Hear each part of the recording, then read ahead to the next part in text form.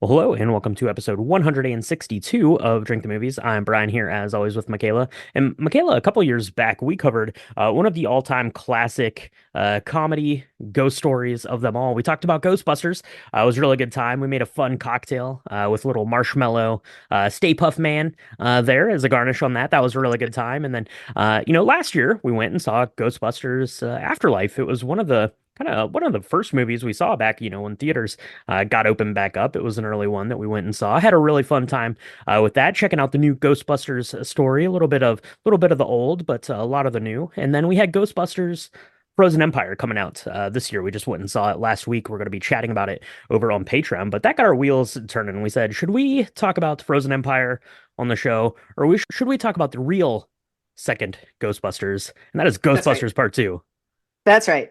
And we decided to go ahead and give it a stir, as it were. Ghostbusters 2 is really near and dear to my heart. So I was really excited to continue that story. It was my favorite sequel growing up, because it was Hmm. before it came out in 1989. It was 5 years after the first one.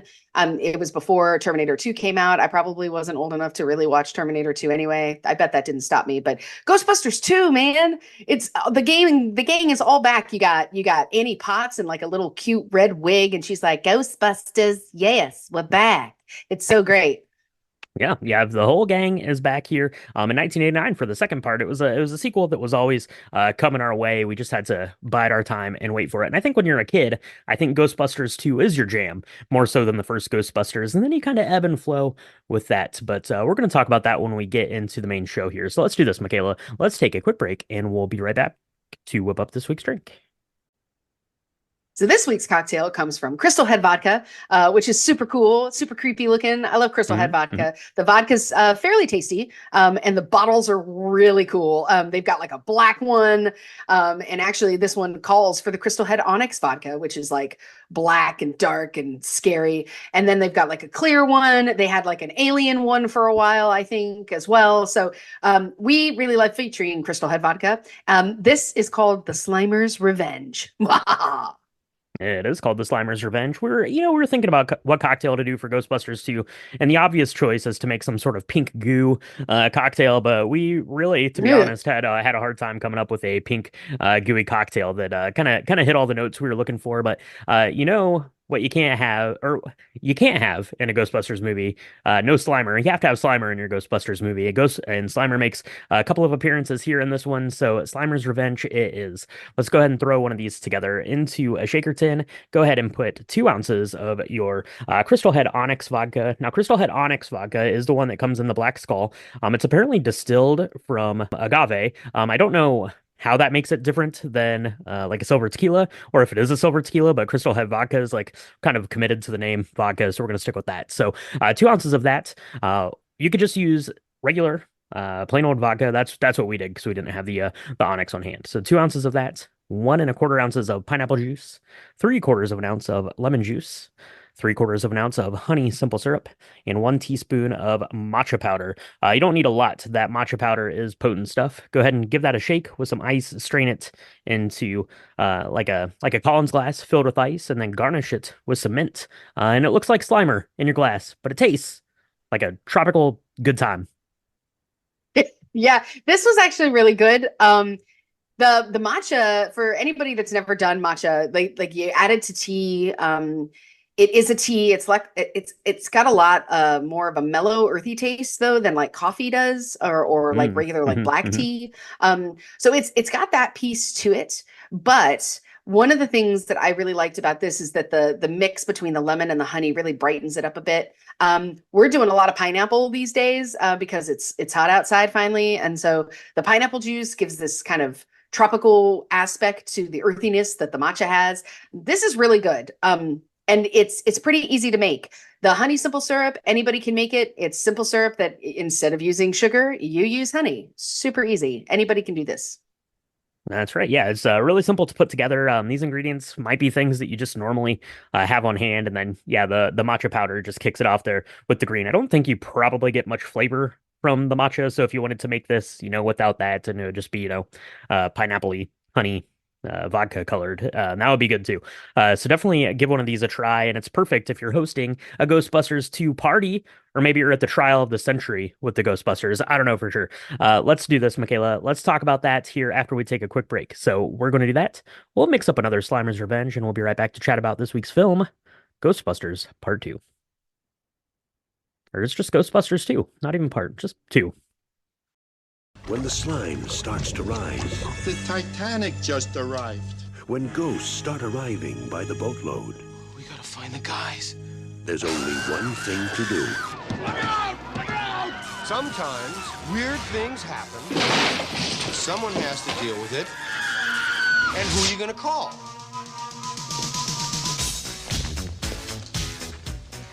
All right, suck in the guts, guys. We're the Ghostbusters. The superstars of the supernatural are back. Spoiler warning for Ghostbusters 2. If you've not seen this 1989 classic, we're going to talk about all the things, and we're going to spoil it for you because there's some pretty cool things that happen. So, you've been warned.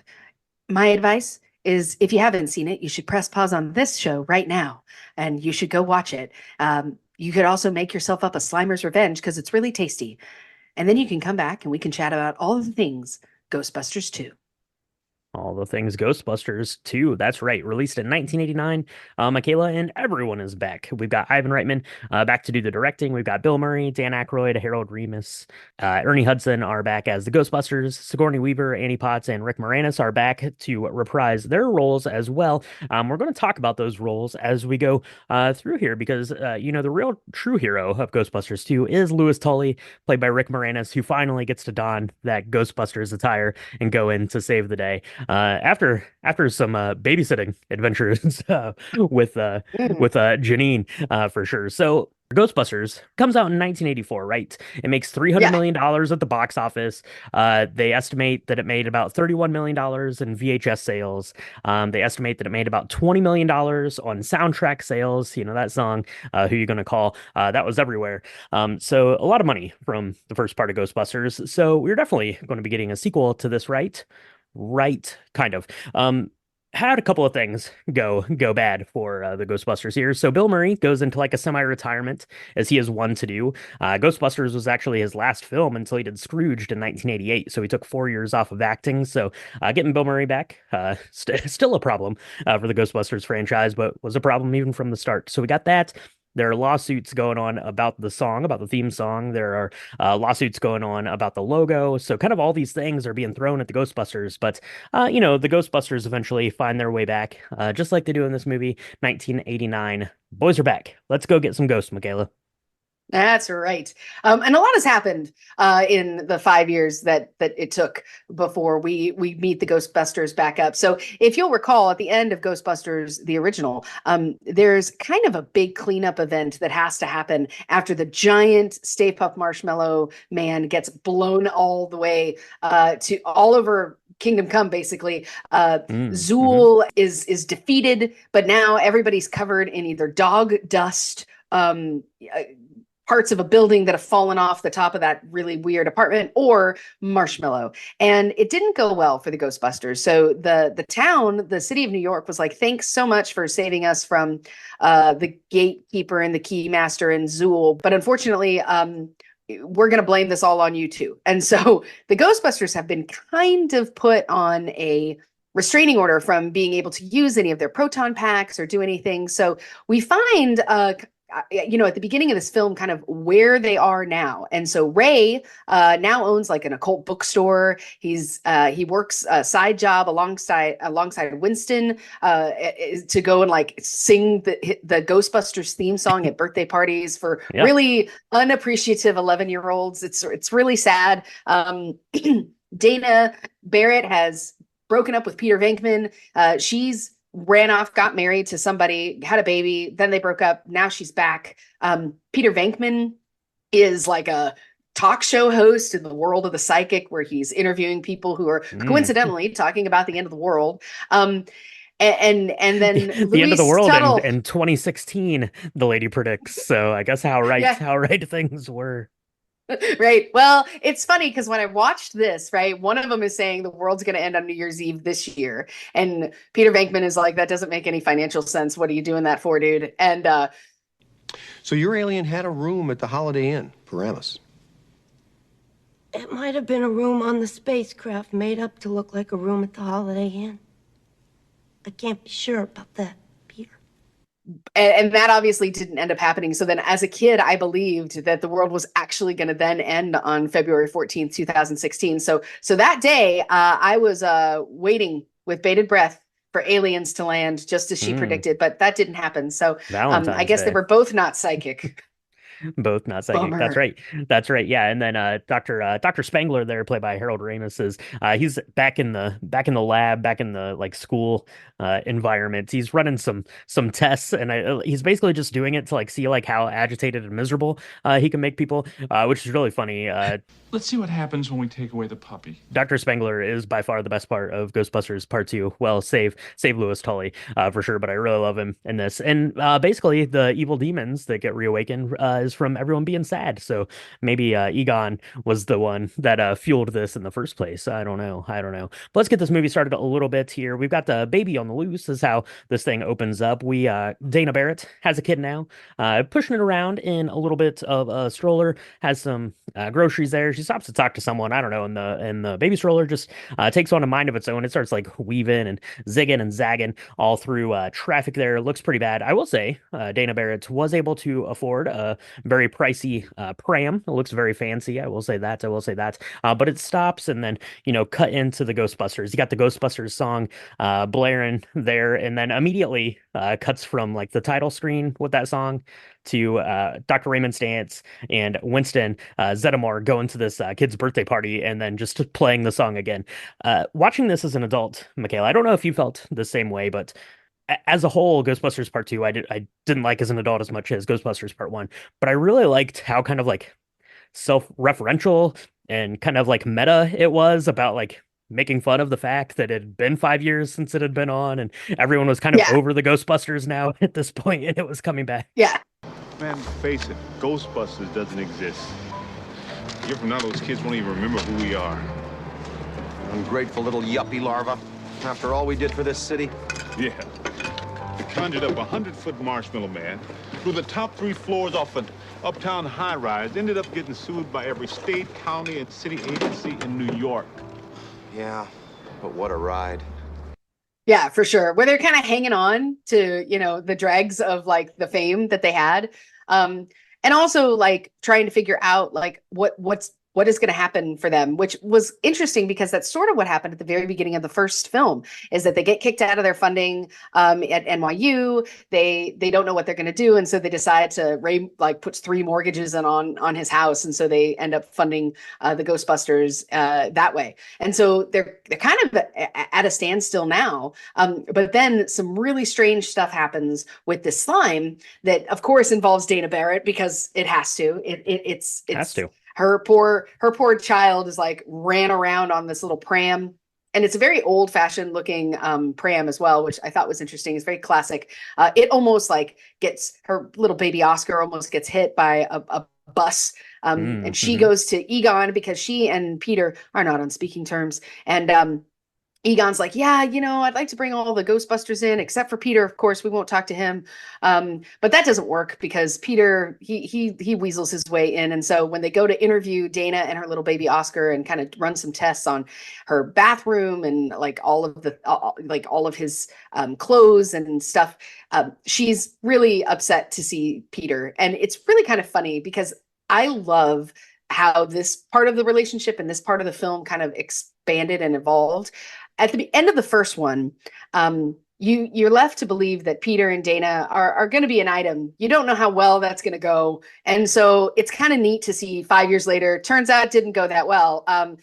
Dana, they even talk about it, and Peter really confronts her. He's like, you should have married me, like immediately, which as a girl, you love to hear that. Like you want your exes to be like, I am you would be happier with me the whole time.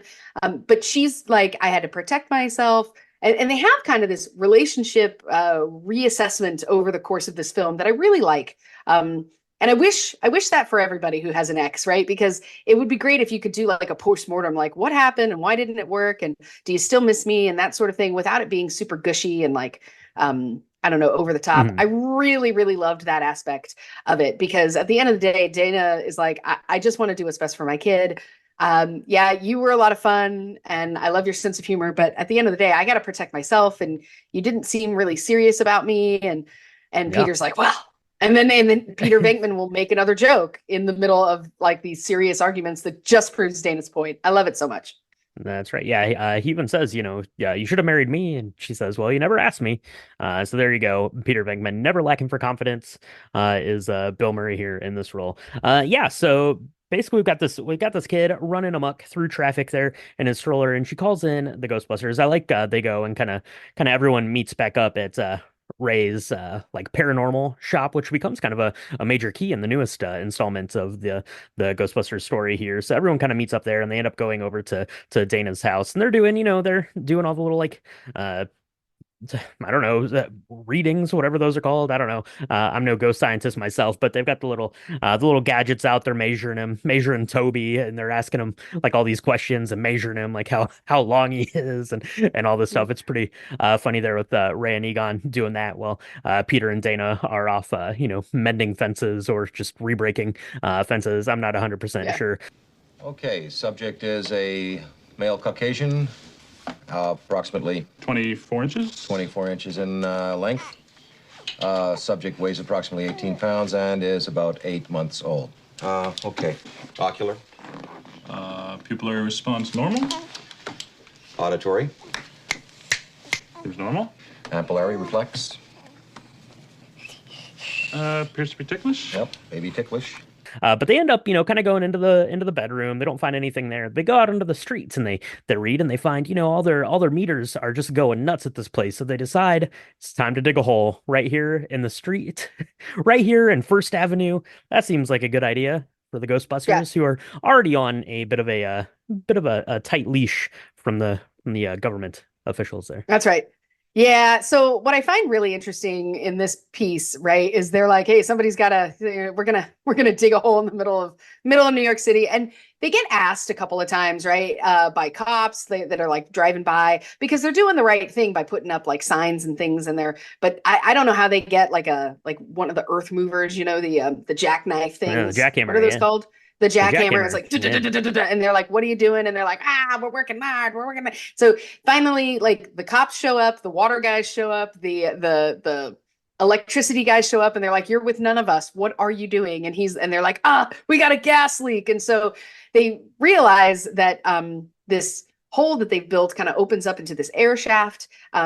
They decide they volunteer Ray that he has to go down there on like a cord. And they're like reeling him down like a fish, like the reverse fish on a hook kind of scenario. And he gets down there, and he gets into this kind of open cavern that ends up being the old pneumatic transit. I didn't know much about that. It's an actual place. It was the first attempt to build an underground public transit system in New York City. So a little bit of history there. It was developed in 1869. So this area is really old.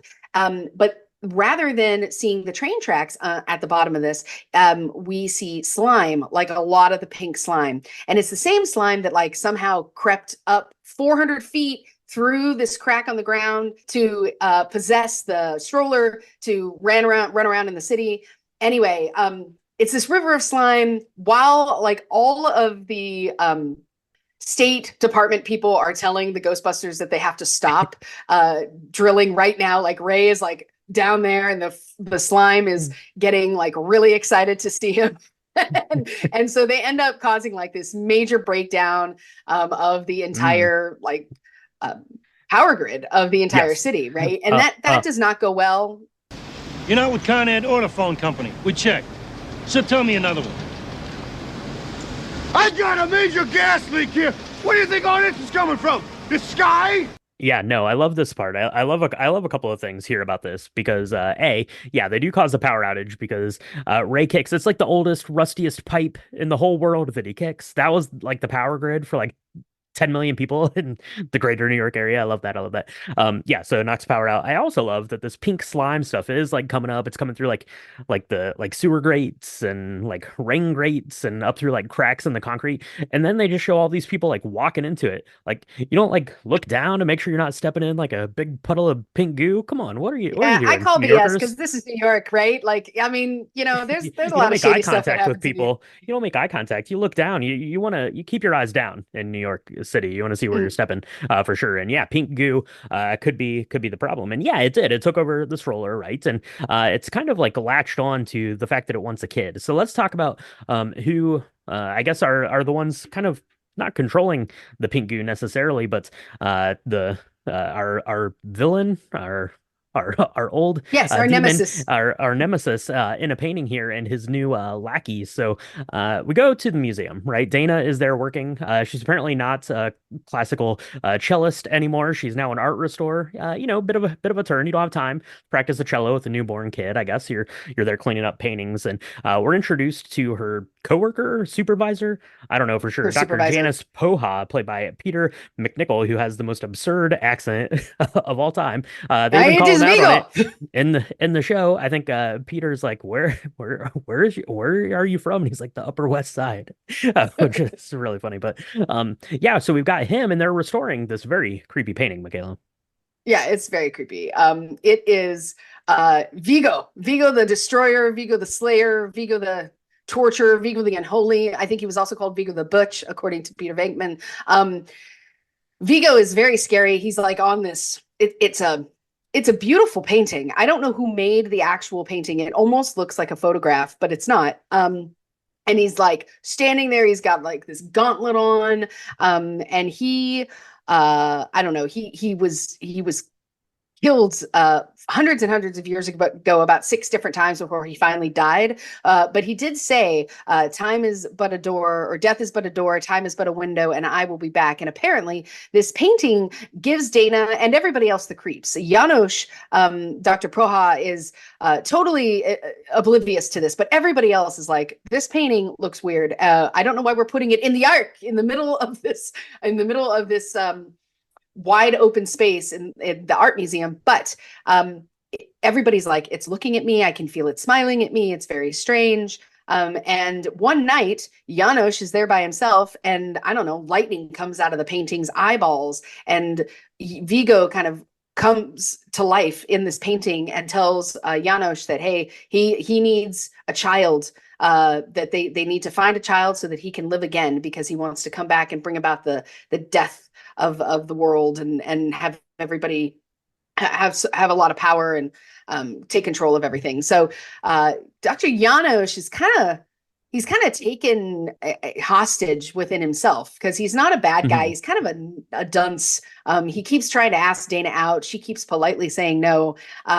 But he wouldn't ever, he's not an evil guy, but he's kind of taken over and entranced by Vigo at this point. And so he is scheming around, trying to get situations where he can get Dana's baby so that he could kidnap it and bring it to Vigo for this weird like soul exchange ceremony that's really creepy. It looks very gross. There's a lot of candles. A lot of candles. Yeah, the Not pink good. slime. The pink slime's even in the painting. Yeah, and really unlucky, Dana, because your baby was one of like millions within New York City. So bad luck that you got targeted there. And no one's going to be there to help protect Dana from all this pink slime that's trying to get her baby, because the Ghostbusters are going on trial. You can't go out in the middle of First Avenue and dig a hole. You can't knock out the power grid to the whole of New York City without getting a bit of heat. Your Honor, ladies and gentlemen of the audience, I don't think it's fair to call my clients frauds. Okay, so the blackout was a big problem for everybody, okay? I was stuck in an elevator for 2 hours and I had to make the whole time. But I don't blame them, because one time I turned into a dog and they helped me. Thank you. So you're going to find yourself in some pretty hot water, and you're going to end up at trial. So who do you call? Who do the Ghostbusters call when they need some legal help? That is Lewis Tully, their accountant slash tax attorney, I guess. I love it. He's like, I've only Uh, I went to law school like at night school, and he's like, well, we got arrested at night, so that works out. Lewis Tully is amazing. Greatest character of all time, maybe in all of film history for sure. Rick Moranis, so good as Lewis Tully, the best nerd there ever was. Yeah, he's amazing. He is so bad at being a lawyer, though. He has no idea what to say. The whole time, Peter Venkman is like trying to like whisper to him the things that he's supposed to say. It's also important that we meet the mayor and the mayor's assistant at this point. So the mayor is the same mayor from the very first film, which is interesting because if I were a voter, I don't know if I trust that job again to someone when there was a giant freaking, Well, marshmallow thing that was he got over taken over 50% of the Ghostbusters votes. So that means one person. That means one person because there's only four of them. So, so if they say almost 50%, that really only means one person voted for him, which is interesting. But the assistant to the mayor is like, Ghostbusters, stay far away from the mayor. He's running for governor next year. He doesn't need this. Peter Venkman is, as Peter Venkman does, right? He's like, hey, you stepped us on the bill. This stuff is real. He's very unapologetic for digging a hole in the ground. He's like, I didn't think anybody would notice. I mean, to be honest, like, this is New York City. What's one more hole in the ground? And the slime they bring in to the courtroom, and that's a mistake because the slime reacts really poorly to like extreme emotions, whether they're extreme positive or extreme negative, right? They like have this, I love this, the scene where they go and they like put a little bit of it in a toaster and they make a toaster dance with it by playing some Jackie Wilson, sorry, playing some oldies. They bring this, I don't know, it looks like a pint scientific like a Tupperware container kind of full of this pink slime. Now I love the special effects of this because as the slime kind of reacts to these negative emotions, it also grows, and so it looks like it starts as maybe a cup or two and it ends up becoming like a gallon. I don't know how they did that. It's really cool effect. But the judge is very, very anti-believing in any of these things, right? So when they're talking about a paranormal, metaphysical, slime thing, they're like, the judge is like, you guys put the slime in the city. It's all your fault. He's like, I'm going to burn you all at the stake. Like, this is all a bunch of malarkey. And it turns the slime on, and the slime then like lets out like these three other ghosts, and they're not just any ghosts. There are these ghosts that the judge took down for murder and gave them the electric chair. So they like jump out of this like little Tupperware thing of slime, and they're like still in their chairs and they're like electrocuting everything, and they're like really gross, and and everybody's freaking out because once again they look like the Marley twins from the Muppet Christmas Carol. They do look like the Marley twins, but a very scary horror version. They're the Scoleri brothers. Yeah, that's bad. And the judge is like, I need your help. But of course, this is when Lewis Tully does actually come in handy because he's like, hey, my clients can't do anything. We've got the protein packs or the proton packs right here, but we're not allowed to even put them on because you have told us that we can't. So you need to rescind that order right now. And so of course he does. And we get this really hilarious moment where they're all getting back into shape, as it were, trying to like not cross the streams and remember where the on button is. And then like, I love it so much. And then they finally like get the ghosts back contained into their little shoe boxes. And that's right. Yeah, they finally get them wrangled there into the ghost trap. So all is good there on that front. And the Ghostbusters are back. Then we get to see.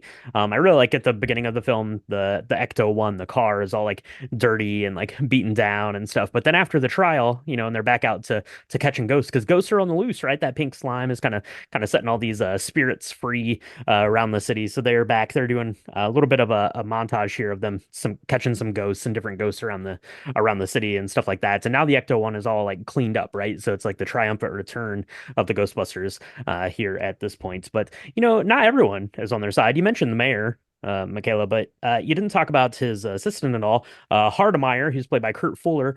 Kurt Fuller is the guy you will recognize as always playing like the biggest jerk of whatever TV show he's in. Very good at it, very good at it, and very good at it here. Hates the Ghostbusters, can't stand them, and is trying to do right by the mayor, so ends up getting the guys committed into the insane asylum, I guess, the psychiatric ward there. Bad, I don't know, good luck in real life, but bad luck in this because Bill Murray's brother there is the doctor on staff, so that's not great. I really like they're kind of chatting, and it's just like Bill Murray and his brother talking through that stuff. So that's pretty fun. I also really like right before the trial, they end up going down into the sewer. Peter Venkman and Dana are out on a date, and the rest of the guys, Ray and Egon and Winston, go down into the sewer and like plummet into this pink goo. And they come back up. They emerge from the streets and they're all covered in it. And they have all this negative energy, right? The pink goo can contain negative energy or it can contain positive energy, but they're all ready to come to fisticuffs. And they're like, we gotta like strip off our coats and stuff, and they get their coats off and then they run into this restaurant. They're so covered in the goo. I don't I don't understand that. I don't get that at all. And this restaurant moment is actually really beautiful because Peter Venkman is like trying to do the right thing. He's like, we got to go out. I really want to take you on a date. Why did you dump me? Like, can we talk about it again? And she's like, look, I had to protect myself. You didn't really, that's not what you really wanted. You weren't very serious. You referred to me as the old ball and chain, like everything was a joke to you. And you feel like they're actually going to get somewhere when walk the three, dudes in their pajamas covered in slime. They still have slime all over them. They're actually throwing it onto Patreons of the restaurant next to them. This poor woman gets like a suit covered in pink slime. And she, they're telling Dana, we got to go right now. This river of ooze is going right to the museum. And then of course Peter looks at Dana and is like, I meant to tell you between the cheese course and the dessert course that you're going to have to quit your job and go somewhere else because that's a real bad place. And then of course we get the On Our Own song by Bobby Brown in the background as the cops descend on to the Ghostbusters and take them away, right? And they're arrested. They get committed because they keep trying to explain what's going on and nobody believes them because it's a pretty far-fetched tale. As I explained before, we think the spirit of a 17th century Moldavian tyrant is alive and well in a painting at the Manhattan Museum of Art. And are there any other paintings in the museum with bad spirits in them? You're wasting valuable time. He's drawing strength from a psychomagnetic slime flow that's been collecting under the city. Yes, tell me about the slime. It's very potent stuff. We made a toaster dance with it. Toaster? And a bathtub tried to eat his friend's baby. A bathtub? Don't look at me. I think these people are completely nuts. And then Dana goes home to Louis Tully and Janine Melnitz, who are cozy, very, very cozy on the couch, watching little Oscar, but they've not been paying much attention to Oscar. And this is really the chance for Janos, Dr. Poha, to turn into like this ghost-like nanny and steal him from the window seal, which is totally terrifying. It's a lot scarier as an adult who has a kid than I think that it was when I was a child, because I was scared of the ghost thing. But as an adult, I'm like, man, that poor kid, like that could have been really bad. It's up on that ledge. Yeah. Janine is there to babysit, right? Peter gets her on the hook to go and babysit little baby Oscar so they can go out on their dinner dates. And I really like it. It's super cute. Lewis asks Janine out to dinner and she's like, oh, I'd love that, but I can't. I have to go babysit. Do you want to come babysit with me? And then, they go over there and it shows like Lewis like coming out from like putting the kid to bed. It looks all sweet. And then, they end up on the couch having what appears to be a pretty good time. Lewis's hair is pretty rad when he gets up. Looks like Janine has taught him a thing or two there potentially. And then they decide, they're going to hang out with Dana. She can't be alone, and the guys are off doing their thing. So they're going to stay and hang out. And I really like when Dana gets back home. She's like, "Well, how's Oscar? Was he okay?" And Janine's like, "We gave him some French bread pizza, and he went right to sleep." And I don't know if she was joking. I don't know if she was serious. But Oscar's like 8 months old or something like that. So French bread pizza probably not on the menu for your 8 month old. Probably. But I mean, what I will say is Louis Tully is like holding Oscar really beautifully and talking about a story like of redoing some dude's tax return.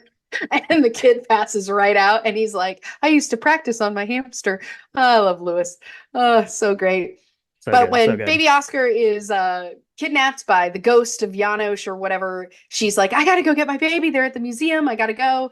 And they then, Janine and Lewis are like, hey, we got to find the guys. We gotta figure out what's going on because we really need the Ghostbusters. And the Ghostbusters are persona non grata, right? Like they are stuck in this insane asylum or mental hospital or whatever, right? So things get real bad for the next couple hours. And it's interesting because it's not New Year's Eve, but it's close to New Year's Eve.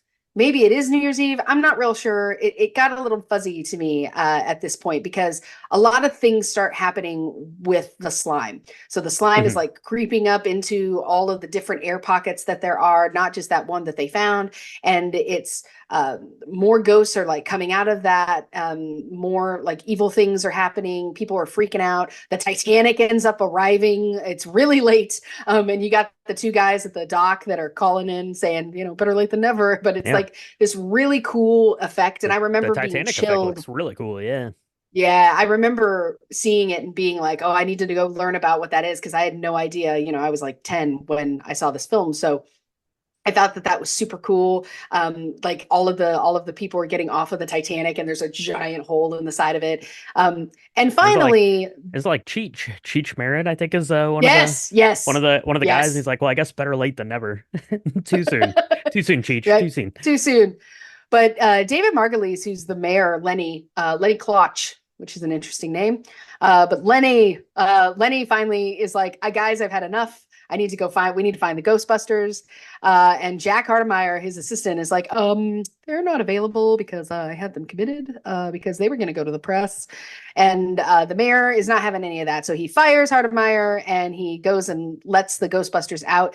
And I love this part because they Lewis is trying to give them like the lowdown. He has like 10 seconds of film time where he's like, hey, and the baby's gone and they're all at the museum and everything's bad and it's all down to you. You guys are the only ones who can stop him. And then in the back, of course, it's like, we're on our own. And the guy who's opening the door for them is like, my son would like a proton pack. And they're like, proton packs, not for kids, not for kids. And it's so funny because, of course, then, proton packs became a thing for kids. They became a very expensive thing for kids for sure. Yeah, I love it because they come out of the hospital and they go and get all of their stuff, and then like everyone is like cheering when they come out of the building, right? Because they're on their way to the, I don't know, what do they call it? It's like the Manhattan Museum of Art or something, I think they call it in the film. So they go there to confront the bad guy here, right? The Vigo. They're at the at the museum. So they get there and they try to blast him. And of course, this is the big bad. You can't just blast him with your proton packs. That's not going to work. And they get like knocked down and basically like chased out of this museum. And they go outside and everyone starts booing them. All of a sudden, like, oh, sorry about that. Sorry about that. But they have a plan. They have a trick up their sleeve, and they know they're going to need some help. The pink goo, it operates on either negative energy or positive energy. And everyone in New York has something they can rally behind. What is that? That is Lady Liberty herself. I really like they have these big like tank things that they like strap onto their back and they go out to the Statue of Liberty, start hosing it down with the pink slime and play it some tunes to help get it on its way. Statue of Liberty is going to show up. Everyone in all of New York is going to rejoice, and that is going to be the positive energy they need to get one up on Dr. Janos and Vigo, our painting guy from the old days. Yeah. So I really love this because I had never seen, at the time of seeing this film, I had not seen the Statue of Liberty up close and personal. So I had no idea that you could actually stand in the crown and stuff, right? There's actually not a lot of room in the crown. So seeing what I see now, it's like, this doesn't really make a lot of sense. But I really love that the energy and the idea behind this, right? It's a symbol that's bringing everybody together because we need people, all of New York, to like be nice to each other for the next couple hours while we, vanquish Vigo the Carpathian. So it only kills, they only like step on a couple of vehicles when they finally take Lady Liberty in through Manhattan and right at the front of that art museum. I love Peter Venkman. He's like, sorry, it's my fault. And then he keeps telling her she's a harbor chick and she's hardcore. And he loves it when she roughhouses because she ends up using her, she uses her torch right hand to like break yeah. into the top so that the Ghostbusters can break through this slime encrusted like outer core that has now covered the art museum. In the meantime, poor little Oscar, he's on this altar that looks real scary. It's like covered in candles, and Dana is like trying to like get on Janosch's good side. That's like, you know, I could learn to love you. Maybe we could be together if you let me close enough to my kid so that I could protect him, as you do, right? As you do. And but they get there right in time. Ghostbusters do, and so they put the baby aside and they start to try and like vanquish this Vigo the Carpathian with both the positive slime as well as like the proton packs. And they end up. So what I love is, I guess because the baby, the ritual doesn't end, but it gets close to finishing. So the baby is fine, but then Vigo kind of is able to come out of the. The baby has a weird face on it, but Vigo kind of gets to come out of the painting, and he is using his, I don't know, evil powers to like paralyze the Ghostbusters. And so right when they think that they might have lost, they hear singing from the outside because all of New York that is like surrounding this art museum and is like singing happy thoughts and singing happy songs and about love and brotherlyhoodness and all of this stuff. They're like singing Kumbaya outside. I don't know what they're actually singing, but they're singing but it really bothers because it's New Year's Eve. Is that what they're singing? Oh, yeah. Is that what they're doing? That's what they're doing. Okay. Yeah, absolutely, and that is the positive vibes they need. Yeah, they hose down Dr. Janos, right, with some positive vibe pink slimes. That's good. I really like. I think Dana's like, is he going to be okay? Ray's like, yeah, he's going to wake up in the best mood ever, for sure. And then that's going to distract Vigo long enough that the baby Dana can go and take the baby. Vigo's like creepy ghost face goes off of the baby. That's good. You don't want to have that hanging around for sure. And then the Ghostbusters are able to get the one up on Vigo, who has not achieved final ultimate form there, you know, due to the happy thoughts and the ability to turn the pink slime in their favor. And that leaves us really with maybe the best painting of them all, right? Evil has been defeated once again by the Ghostbusters, and we get a really sweet sort of image there of the four Ghostbusters and the I don't know, like the Christ-like baby there in the middle of the painting, which is pretty good. It looks kind of like I don't know, like the back of like a playing card kind of thing. I don't know, almost. Sure. It's pretty cool. It's pretty cool. And yeah, then all is well that ends well for the Ghostbusters, right? Right. They are able to replace the Statue of Liberty and put her back on Liberty Island. I don't know exactly if they just reuse the slime. One of the things I really love about the end of this, though, right, is Dana and Bankman. You know, they kind of come to an understanding. You think they're probably going to end up together because Peter's kind of decided that she's it, and he's going to shape up, I guess, and quit taking everything so unserious. But I also really like the fact that Louis Tully is now like a full-fledged member of the team. I wish that were able to capitalize on that more in the new stuff that we see. We don't see that yet, but I missed opportunity there.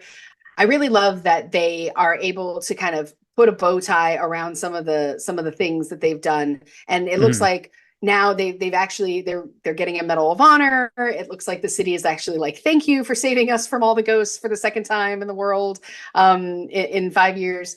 It definitely looks like the tune has changed and will forevermore be changed around the Ghostbusters, because they're not going anywhere and they're going to be treasured like I don't know, pillars of the city, which is cool.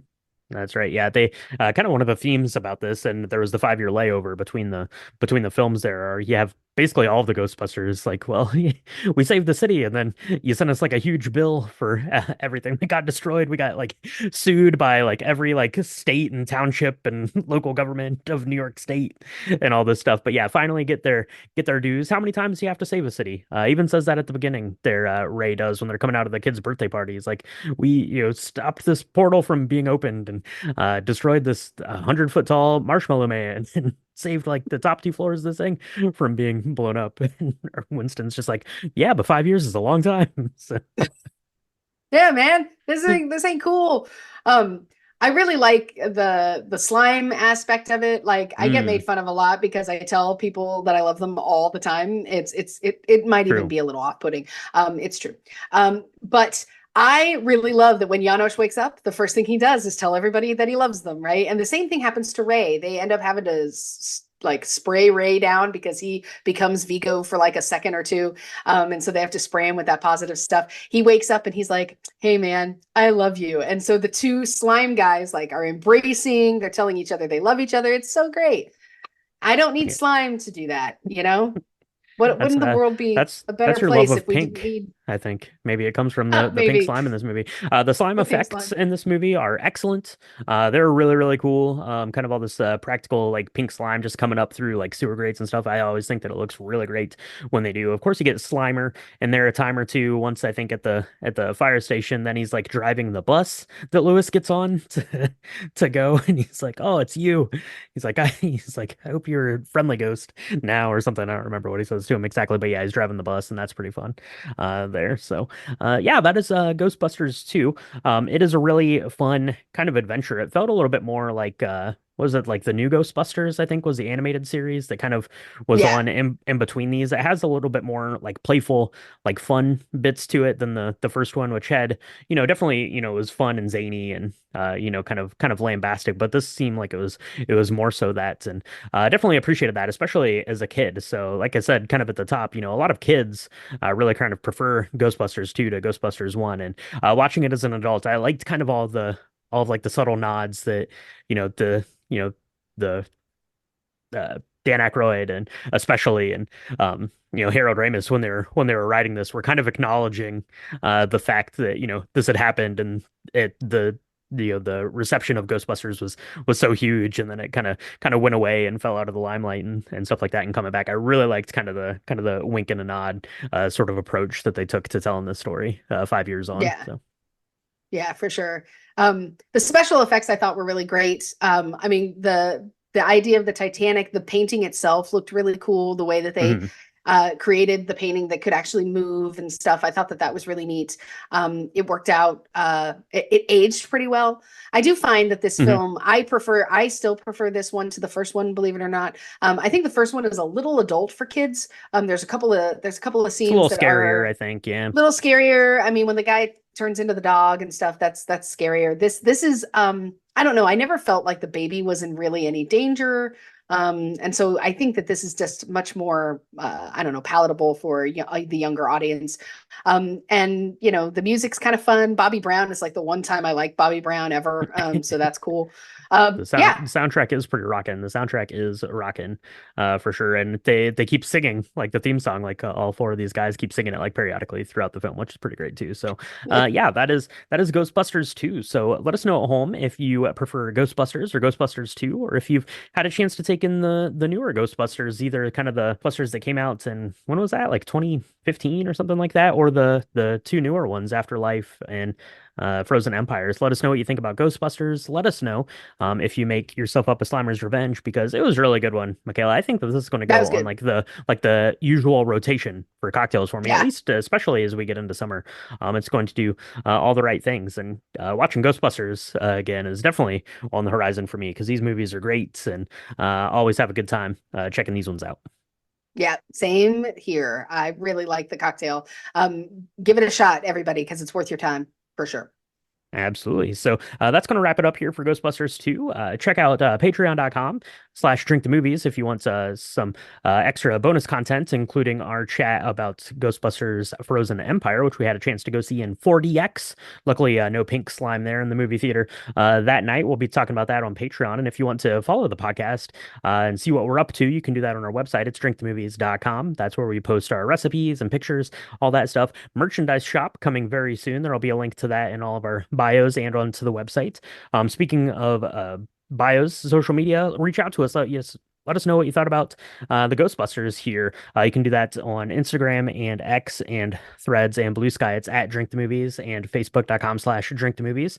We would really appreciate it here. Spread some positivity. Get some pink goo, charge it with positive ions.